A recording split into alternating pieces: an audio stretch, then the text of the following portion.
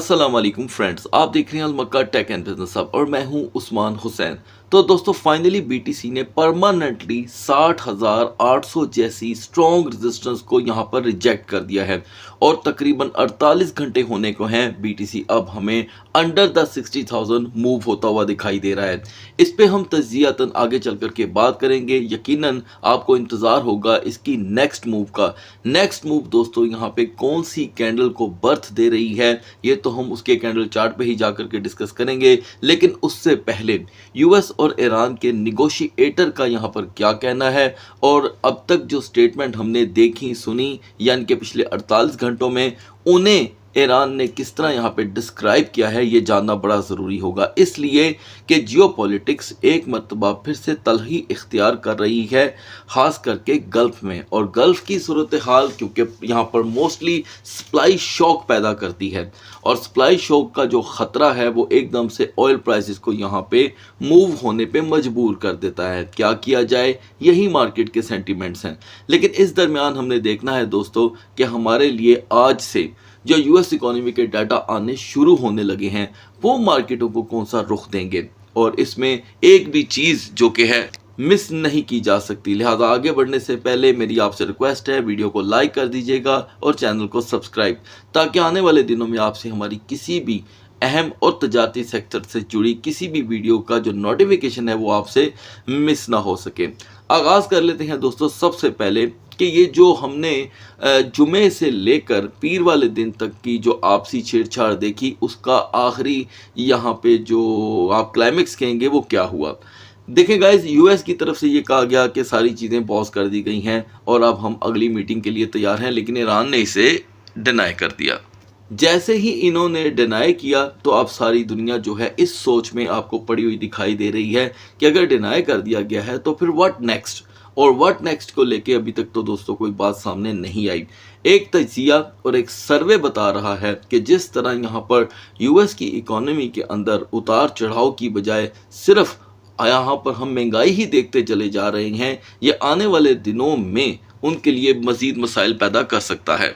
और यूएस के लिए तजियाकारों का ये कहना है, हालांकि वो तजियाकार उनके अपने मुल्क से ही ताल्लुक़ रखते हैं, उनका ये कहना है कि अब यहाँ पर यूएस इसे मज़ीद यहाँ पे कंटिन्यू नहीं कर पाएगा। अगर करता है तो सूरत हाल ऑयल सप्लाई को लेकर और ज़्यादा वर्स्ट हो सकती है। अभी तक जो समझ लें कि 14 दिन गुजरे हैं इस पीस डील के, इसके दरमियान नो डाउट ऑयल जो है मोस्टली $68 पर बैरल की शक्ल में दुनिया भर में सेल हुआ है, लोगों ने इकट्ठा भी किया है। लेकिन आहर कब तक, अगर फिर से एक माह का अल्लाह ना करे यहाँ पर कोई आपको फिर से एक मरतबा कोई एक्शन देखने को मिल जाता है गल्फ़ में, तो फिर याद रखिएगा कि ये एक माह पहले से भी ज़्यादा महंगे पड़ सकते हैं। यानी कि वो जो 2 माह की आपस में जो इनकी मसले मसाइल थे और 1.5 माह लग गया उसको सॉर्ट आउट करने में, क्या अब की बार इसका इम्पैक्ट कमोडिटीज़ पे वैसा ही रहेगा? और क्योंकि व्यूवर्स का यहाँ पर ये अंदेशा बिल्कुल दुरुस्त है कि ऑयल सप्लाई शॉक से खाने पीने की चीज़ें महंगी हो सकती हैं, ये सारी चीज़ें बिल्कुल एक तरफ। एक चीज़ आपको अपने ज़हन में रखनी होगी कि इस वक्त भी जो भी सूरत हाल है, चाहे हम जो मर्ज़ी कहें कि यूएस का डेप्ट यानी कि कर्जा शर्जा बहुत बढ़ गया है, 39 ट्रिलियन तक चला गया, उनको डॉलर छापने पड़ेंगे, व्हाटसोएवर, इस सब चीज़ों के बावजूद दुनिया के ऊपर उन्हीं की इकोनॉमी रिपोर्ट असर लेके आती है। जैसे कि उनका इंटरेस्ट रेट बढ़ाना दुनिया को हिलाता है, जैसे कि उनकी एनएफपी की रिपोर्ट अच्छी आए तो सारों के लिए अच्छी, अगर गलत आए तो सारों के लिए बुरी। तो ये अभी तक अपनी जगह पे है, लिहाजा इन चीज़ों के लिए हमें फिर भी मजबूरन आने वाले 3 दिन इंक्लूडिंग आज का दिन डाल के सारी रिपोर्टें देखनी होंगी, क्योंकि बीटीसी और एक्सएयू इस वक्त पूरी तरह अपनी मजबूत तरीन सपोर्टें तोड़ चुका है। आज मॉर्निंग में आपने देखा होगा कि एक्सएयू ने अपनी 4000 की ज़हनी सबकत रखने वाली जो सपोर्ट थी उसे तोड़ डाला। अब यहाँ पे 4000 की जो सपोर्ट टूटी है दोस्तों, इसके लिए एक बड़ा ही अहम तज्ज़िया मैं आपके साथ शेयर करने वाला हूँ आज की वीडियो में भी, और मैं यहाँ पर इरादा कर रहा हूँ कि आपको एक सेपरेट वीडियो भी प्रोवाइड करूँ जिसमें व्यूवर्स को बताया जाए कि आखिर यहाँ पर कमोडिटीज़ कहाँ पे जाके रुकेंगी, क्योंकि बहुत दुनिया इस चीज़ के इंतज़ार में है, वो जानना चाहती है कि आखिर कमोडिटीज़ को हो क्या गया है। तो दोस्तों उसके लिए हिस्ट्री को जानना भी बड़ा ज़रूरी है, तो हम जल्दी से वापस आते हैं अपने करंट मौजू पे। करंट मौजू ये है कि दोस्तों के Iranian and US technical team are headed to Qatar. वो कतर में मिलने के लिए तैयार थे, ठीक है, लेकिन ईरान के फॉरेन मिनिस्टर ने यहाँ पर बोला है कि उनकी टीम जो है अपकमिंग डेज में इनको ज्वाइन नहीं करेगी। अब ये जो नहीं वाला सिलसिला है तलखी पैदा कर रहा है, सेंटिमेंट्स को नेगेटिव में क्रिएट करने में या इन्वॉल्व करने में कोई कमी नहीं छोड़ रहा। आगे कहा जाता है दोस्तों कि Iran insist on control over state of Hormuz including all demining efforts. अब उनका ये कहना जी कि हम तो इसको कंट्रोल करके ही रखेंगे हुर्मुस को, ये एक और बड़ा मसला है। लिहाजा मुझे ऐसे लगता है दोस्तों कि कुछ भी सॉल्व नहीं हुआ। ये मेरी ज़ाती राय है, ठीक है जी, ये मेरी ज़ाती राय है। आप इससे इख्तलाफ कर सकते हैं, अपनी कीमती राय कमेंट सेक्शन में ज़रूर लिखें और हम इंशाल्लाह आज से एक नया सिलसिला शुरू करने लगे हैं। जो दोस्त टेक्निकली एक अच्छा तजिया वीडियो के कमेंट सेक्शन में लिखेगा उसके तजिए को हम वीडियो में भी शेयर किया करेंगे इंशाल्लाह। अच्छा, अब Tehran to receive unfrozen assets raising question for congressional Democrats. अब जारी बात है, इनको इंतजार है कि हमारे जो फंसे हुए असासे हैं वो हमें मिल जाएं फौरी तौर पे। तो दोस्तों यहाँ पे फौरी तौर पे कुछ ना होने की वजह से मुझे लग रहा है, मैं फिर अंडरलाइन कर दूंगा, मैं गलत हो सकता हूँ, कि फिर ये अनफ्रोजन फ्रोजन का जो चक्कर है ना दोस्तों, ये यहीं पे ही रहने वाला है। तो लिहाजा इधर यहाँ पे सिर्फ ब्रेक है, ब्रेक के सिवा कुछ नहीं है। अभी भी शायद कुछ बड़ी जो कंट्रीज़ हैं जिनकी कम से कम इकोनॉमियाँ मुंह से बोलती हैं, उन्हें यहाँ पर कोई किरदार अदा करना पड़ेगा। और यहाँ आगे बढ़ने से पहले मैं बता दूं दोस्तों कि आज का डाटा जैसे ही मार्केट में आएगा, फौरी हासिल करने के लिए आप हमारा व्हाट्सएप चैनल ज्वाइन कर सकते हैं जहाँ दुनिया भर की वेरीफाई न्यूज़ शेयर की जाती हैं। तो लिंक वीडियो की डिस्क्रिप्शन में अवेलेबल है। अब यहाँ पे दोस्तों एक बहुत ही मज़े का ड्रामा हमारे सामने देखने को मिल रहा है। मैं चाहता हूँ और मुझे पक्का यकीन है आपको भी इंतज़ार होगा। आज के दिन जब सुबह का आगाज़ होता है तो DXY इंडेक्स 101.08 पे चला जाता है। हम तकरीबन 0.32% माइनस में थे, लेकिन कुछ ही देर पहले हम 0.32 प्लस देखते हैं इंडेक्स के अंदर। और मज़े की बात यह है कि XAU जो पहले से ही सही रिस्पॉन्स करने की बजाय यहाँ पर वेल्स के इशारों पे चल रहा था, उसने 39, मैं दोबारा कह दूँ 3955 तक का दोस्तों मेरे जो स्टैट्स हैं उसके मुताबिक यहाँ पे लो दिया। अब इस लो में हमें तो ये यकीन था कि इंडेक्स अगर मूव करता है तो इससे तकवीयत एनर्जी मिलेगी। मैं इसका भी आपको क्लियर कट आंसर देना चाहता हूँ। इसकी बड़ी वजह यह है दोस्तों कि NFP में इस वक्त फोरकास्ट आई है कि जॉब्स 1 लाख से ज़्यादा बढ़ने के चांसेस हैं और डेली वेजेस में भी इजाफा होने के चांसेस हैं। अब ये दो चीज़ें हैं जो कमोडिटीज़ को लगाम डाल रही हैं और इंडेक्स यहाँ पे पागलों की तरह बढ़ना शुरू हो गया है। तो इस वक्त आज का दिन इंडेक्स पे आपकी कड़ी नज़र रखने का दिन होगा, बल्कि ये पूरा हफ्ता। लास्ट में आते हैं दोस्तों ऑयल की करंट प्राइसेस की तरफ। तो करंट प्राइसेस में सिर्फ और सिर्फ 0.05 की कमी हुई है ब्रेंट में और WTI में 0.02 की हुई है कमी। अब ये दोनों कमियां किसी खाते में काउंट नहीं होती। आज का अगला सेशन और पहली रिपोर्ट बड़ी अहम है। याद रखें दोस्तों, हमारा जो चैनल है अलमक्का टेक एंड बिजनेस हब आपको पिछले 5 दिन से NFP के लिए अपडेट दे रहा है और मैं चाहता हूं कि आप उससे सीखें। हालांकि अभी मार्केटें बिल्कुल यहाँ पे सुस्त रफ्तार का शिकार हैं।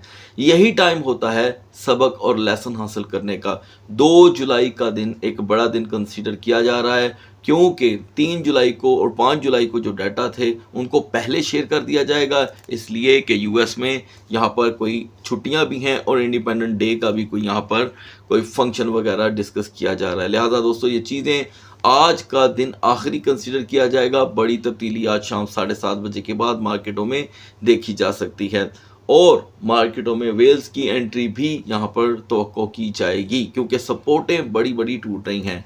बढ़ते हैं मार्केट की तरफ। सो गाइस, मार्केट की यहाँ पर जो कैपिटलाइजेशन है वो तेज़ी से डाउनफॉल का शिकार हो चुकी है, इसलिए कि नैरेटिव तो वही है, चाहे इसमें टेम्पररी तौर पे अप आए उसे हम यहाँ पर ट्रैप ही कंसीडर करेंगे। लिहाजा हम 2.18 से गिर के 2.14 पे आए हैं। डोमिनेंस में 0.30 की और कमी हो गई। एक लंबे अरसे के बाद हम 55.50 पे आए हैं। टॉप ट्रेंडिंग के अंदर दोस्तों आप बहुत अच्छे से जानते हैं कि 13, 10 और 24% का ये जो आप टोकन्स के अंदर पंप देख रहे हैं, इनमें से किसी टोकन का भी फंडामेंटल होने से कोई दूर दूर तक ताल्लुक नहीं है। मैं हमेशा अपनी ऑडियंस को अल्हम्दुलिल्लाह इन चीज़ों से आगाही देता रहता हूँ और अब मेरी कोशिश है कि आप भी सीखें और आगे दुनिया को भी बताएं, क्योंकि फंडामेंटल के लिए यहाँ पर पूरी मार्केट की जो एक हिस्ट्री होती है उसे स्टडी ज़रूर करें। तो गाइस बढ़ते हैं मार्केट की तरफ। तो दोस्तों आगाज़ करते हैं बीटीसी से। यहाँ पर बीटीसी परमानेंटली 60,000 को रिजेक्ट कर चुका है और आप देख रहे हैं कैंडल चार्ट पे, आपकी तवज्जो सिर्फ कैंडल चार्ट पे होनी चाहिए। टॉप रेजिस्टेंस के बाद ये देखें दोस्तों, इस वक्त पूरा तकरीबन 18वां घंटा जारी है। यहाँ पर बीटीसी प्रॉपरली यहाँ से रिजेक्ट हो चुका है। हमने पिछले दिनों जितनी भी बार 60,500 700 देखा, हर बार रिजेक्शन साथ साथ रही। और अब मान लें कि ये जो बिग बेरिश मारूबुजू कैंडल बन रही है, इसने अगर यहाँ पर अपना शेडो छोड़ दिया, यानी कि लॉन्ग स्क्वीज की थोड़ी सी भी हरकत की, लॉन्ग की, शॉर्ट की, तो नतीजे में मार्केट 59,000 को ब्रेक कर सकती है। इसके चांसेस तेज़ी से बढ़ रहे हैं और एक नया ट्रेंड मार्केट में दोस्तों आ सकता है। उस नए ट्रेंड में थोड़ी सी हिस्ट्री इन्वॉल्व है। वैसे तो अगर मैं उसको यहाँ पे डिस्कस करता हूँ तो ये कब वक्त होगा, फिर भी इस वक्त दुनिया का ये मानना है कि 55,500 तक यहाँ पर डिप मार्केट में देखा जा सकता है ड्यूरिंग द एनएफपी। लिहाजा दोस्तों, जैसे कि कहा कि ये कुछ देर पहले, मतलब बहुत जल्दी हो जाएगी ये बात, मैं ये देख रहा हूँ कि 59,500 से 59,800 अब मार्केट में कोई एनर्जी नहीं लेके आ पा रहा। तो इसका मतलब यही हुआ कि कुछ तैयारियां डाउन साइड की हैं। 59,000 के ब्रेक होने पे प्रेशर जो है वो दोस्तों 58,100-200 की तरफ बढ़ सकता है और अप टू द 60,800 आना बीटीसी के लिए इस वक्त बहुत दुश्वार दिखाई दे रहा है। तो गाइस, इथीरियम जो कल इत्तफाकन 1637 तक पहुंचा, हालांकि 1640 इसकी रेजिस्टेंस थी, फिर भी 37 से रिजेक्शन के बाद अब तक हम सिर्फ डाउनफॉल का ही शिकार हैं। तो हम कुल मिला के 1580 तक आ पहुंचे हैं। रिजेक्शन 1622 है, यहाँ तक हमें लेकर आई है, जो आप बहुत अच्छे से जानते थे। और अभी भी 1580 को फिर से पुरानी सपोर्ट की ही हिमायत हासिल है, यानी कि 1550। ये एक नॉर्मल स्लॉट है। आहर अपर लेवल जो था 1637 का, अगर मार्केट उस पर 48 घंटे पूरे करती तो उस पर यकीन भी किया जा सकता था, लेकिन क्योंकि ये एक टेम्पररी पंप था, सो इट्स ओवर। फिर भी सेकंड ट्रेडिंग सेशन के लिए एथीरियम पे एतमाद अब काफ़ी कम हो गया है। 1590 से 1620 तक की मैक्स रेजिस्टेंस अभी भी रिजेक्शन साथ साथ रखेगी। सो गाइस, बढ़ते हैं आल्ट कॉइंस की तरफ। आर्ट सेशन का आगाज दोस्तों बीएनबी से। बीएनबी यहाँ पर जो 561 पे था, आपको अपडेट किया गया था कि ये 561 मुझे कोई इतना ज़्यादा इसमें एनर्जी दिखा नहीं पा रहा, तो हमें रिजेक्शन का सामना रह सकता है। अब हम क्या देख रहे हैं यहाँ पर, ये बड़ा इंटरेस्टिंग है। बीएनबी को यहाँ से रिजेक्ट होते ही हम 549 पे आ गए हैं। आपको अपडेट किया गया था कि 555 एंड 550 एक नॉर्मल लो होगा। अब 16 घंटे की ये बेरिश कैंडल इसे कहीं सपोर्ट भी नहीं दे पा रही, तो चलें हम एक फैंटेसी भी कर लें। तो अब यहाँ पर 550 का एक्स्ट्रा स्टे। अब कुछ व्यूअर ने पूछा एक्स्ट्रा स्टे क्या होता है। हाँ, ये बड़ा अच्छा सवाल है। एक्स्ट्रा स्टे होता है दोस्तों कि किसी भी एक लेवल के ऊपर अनएक्सपेक्टेड दो ऐसी कैंडल बन जाना जो आपने सोची नहीं, जैसे कि 15-15 मिनट के कैंडल चार्ट पे 3 कैंडल का बन जाना। ठीक है जी, जब 3 एक जैसी कैंडल आपको 15 मिनट के चार्ट पे मिलेंगी तो ऑटोमेटिकली 45 मिनट बन गए। तो 45 मिनट को हम एक्स्ट्रा स्टे ही कंसीडर करते हैं। ये एक्स्ट्रा स्टे किसी भी टोकन में डाउन ट्रेंड लाने में कोई कसर नहीं छोड़ता। आई होप कि अब आपको पता चल गया होगा। और 4 आवर के अंदर 2 आवर की वैल्यू रहती है। 4 आवर की कैंडल में 2 आवर को अगर आप स्टडी करते हैं, 2 आवर बेरिश रहते हैं, तो सूरत हाल गंभीर हो जाती है डाउन साइड की तरफ। अभी यहाँ पे दोस्तों 555 पे वापस आने तक की अगर कोई स्ट्रगल बाकी है भी, तो प्रेशर 540 पे बढ़ रहा है। सोलाना के लिए जो दोस्तों नई सपोर्ट शेयर की थी, सोलाना ने वो आपके सामने ला के रख दी है। हालांकि हम मिड नाइट में 75.90 पे थे, तो आपको अपडेट किया गया था कि मुझे इसमें स्ट्रेंथ दिखाई नहीं दे रही, तो हम 73.90 की तरफ बढ़ेंगे। दोस्तों 73.37 आपके सामने खड़ा है। तो जिस तरह की ये गिर गिर के बेरिश कैंडल्स बन रही हैं, प्रेशर बराह रास्त 70.50 पे है। हाइपर लिक्विड का यहाँ पे दोस्तों स्टांस है वो बड़ा ही मजबूत था। कल मार्केट में इतना वॉल्यूम नहीं था जितनी पावर इसने शो कर दी, लेकिन रिवर्सल आपके सामने है। 65.09 पे आ जाना इस बात की समझ लें कि निशानदही है कि हाइपर लिक्विड मज़ीद यहाँ पर बेरिश कैंडल अगर बनाता है तो 62.50 इसका क्लोज वन लोअर बन के सामने आ सकता है। जी कैश को दोस्तों 408 जैसे लेवल की रेजिस्टेंस की ज़रूरत थी। आज सुबह हमने देखा कि जी कैश 414 तक गया, लेकिन क्योंकि रिजेक्शन तो इसके साथ साथ ही है तो हम अब वहाँ से रिजेक्ट होकर 396 तक पहुँच चुके हैं। सपोर्ट 380 तक की है, लेकिन वो अब कायम नहीं रहने वाली, ये अपने ज़हन में रखिएगा। अब अगर हम 395 से रिजेक्ट हो जाते हैं, यानी कि इधर से सपोर्ट टूट जाती है, तो शायद ये 380 को भी ना संभाल पाए। BCH ने दोस्तों कल से बड़ा ही मजबूत स्टांस अपना करके रखा हुआ है। 202 और 203 को इसने यहाँ पर अपने लिए सेलेक्ट किया, लेकिन ज़ाहिरी बात है जिस तरह का इसका बिहेवियर रहा है पास्ट में, बहुत ही अच्छा बिहेवियर रहा है, उस एतबार से BCH के अंदर 8, 9 और 11 जैसी रिकवरी कोई रिकवरी काउंट नहीं की जाती। तो टॉप रेजिस्टेंस में हमें स्ट्रगल तो दिखाई दे रही है, लेकिन 3 अदद बेरिश कैंडल हैं। मान ले यहाँ से कोई भी कैंडल मजीद ब्लीड कर जाती है तो नॉर्मली हालात में हम 194 और 190 का मुंह देख सकते हैं। इस बीच दोस्तों टाउ ने एक मरतबा फिर से 205 को ट्रिगर किया और टेम्पररी तौर पे हमने फिर से 206, 207 तक की रेजिस्टेंस देखी और अब हम 205 को तोड़ने के लिए तैयार बैठे हुए हैं। ओवरस्टे ऑन 204, 203 यकीनन टाउ को 200 का लेवल टेम्पररी तौर पे तोड़ने पे मजबूर कर सकता है, जिसके चांस ऑड्स तेज़ी से बढ़ रही हैं नियर टू 198 और 195, और इससे अगर ज़्यादा भी हो जाए, क्योंकि लिक्विडेशन जब मार्केटों में आती है तो सब अनएक्सपेक्टेड हो जाता है। तो डिपेंड करेगा आज शाम के सेशन के ऊपर। मोस्ट डिमांडिंग दोस्तों जो क्वाइन था उसे हम यहाँ पे ऐड कर रहे हैं नियर प्रोटोकॉल। वक्त की कमी की वजह से सिर्फ मैं 1 या 2 ही टोकन यहाँ पे ऐड कर रहा हूँ। तो दोस्तों नियर प्रोटोकॉल को लेकर व्यूअर के सवालात थे कि 2.60 और 2.30 से रिजेक्ट होने के बाद नियर प्रोटोकॉल की सपोर्ट क्या होगी। तो देखें दोस्तों अभी तक तो जो इसकी मूवमेंट है हम 1.79, 1.78 तक का लो देख चुके हैं। सूरत हाल के मुताबिक नियर प्रोटोकॉल ने पिछले लास्ट मंथ में बहुत अच्छा परफॉर्म किया है। ठीक है, मेरी ज़ाती राय क्या है, नियर प्रोटोकॉल लेके वो साइड पे रख दें, फिलहाल इसका तजिया पेश कर रहा हूँ। 1.85 से अब भी अगर हम रिजेक्ट होते हैं तो नियर प्रोटोकॉल के लिए नियर वन जो सपोर्ट लेवल है वो 1.75 का हो सकता है, क्योंकि हम 1.79 को तो देख ही चुके हैं। और बेस्ट रेजिस्टेंस जो है वो अभी दोस्तों बहुत ही दूर है और वो है 2.05 में एंटर होने के बाद। अगर हम इन दिनों में 2.05 में एंटर नहीं हो पाते तो हम अंडर द 1.90 ही मूव करते हुए दिखाई देंगे। तो फाइनली दोस्तों यहाँ पे XAU ने अपनी जो करंट सिचुएशन थी उसे एक नए एरा में तब्दील कर ही दिया, क्योंकि डाटास अभी आप जानते हैं कि पेंडिंग हैं, तो उससे पहले ही करेक्शन का आना एक नॉर्मल बिहेवियर है। मिडनाइट में हम 4020 पे तो दोस्तों पहले से ही स्टक हो चुके थे, और स्टक बिहेवियर हमेशा कुछ ना कुछ अनोखा ही लाता है, जिसमें चांसेस डाउन साइड के सदा ज़्यादा रहे हैं, ख़ास करके 70 to 80%।